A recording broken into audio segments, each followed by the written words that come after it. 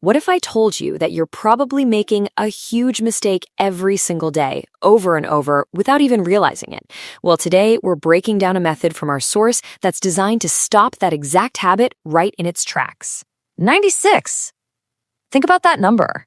According to our source, that's how many times the average American pulls out their phone. Every single day. That's 96 chances to get sucked into a doom scroll. But what if each of those moments was an opportunity for something else? So what if you could break that cycle, maybe for good, with a simple 30-second trick?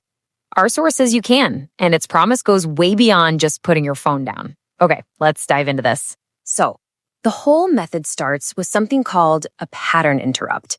It all happens in that split second you instinctively reach for your phone, to kill time or avoid doing something you should be doing.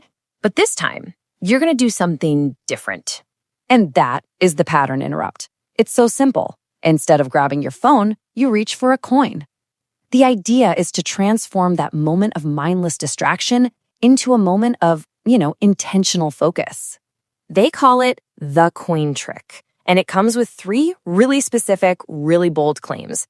It'll stop your addiction, it'll end your procrastination, and it will build what the source calls your intuition. So, how in the world does a simple coin flip do all of that? Well, that brings us to step 1.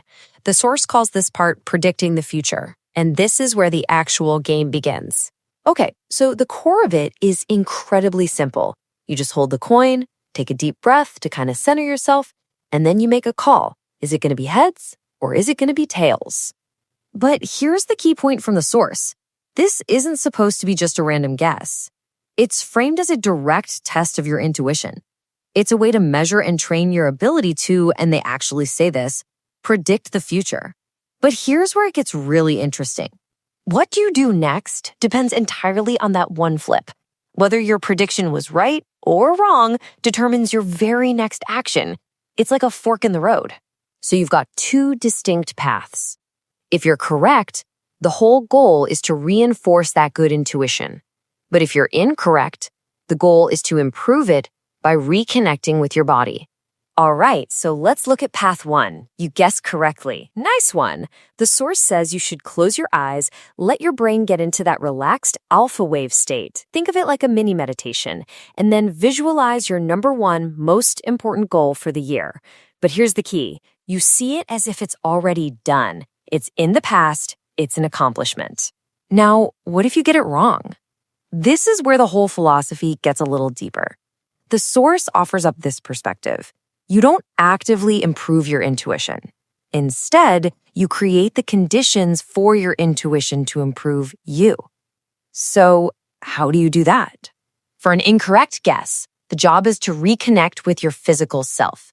You close your eyes, take 3 deep, grounding breaths, and then you do a quick body scan. And this brilliantly shows the source's very specific instructions for the body scan. They offer the unconventional feet, dick, head path, but then they immediately follow up with a more common alternative. I recommend feet, heart, third eye. The goal really is just to feel your body, to be present.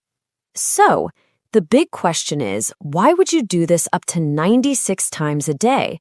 This is where the source makes its absolute boldest claim about where all this is leading. And this slide just lays out the ultimate promise. It's not just about breaking a bad habit, you see. It's a ladder. You stop scrolling, which then helps you end procrastination. That focus builds your intuition, which helps you predict the future, and ultimately transforms you into what the source calls superhuman. So, let's put this whole thing together. Here is the simple, actionable loop you can try the very next time you feel that urge to start scrolling. And there it is. The entire process, from that first urge to finishing your little exercise, takes less than 30 seconds. It's designed to be faster and more rewarding than just opening an app. It's a quick, repeatable game you play against yourself up to 96 times a day. So we're left with this question, right?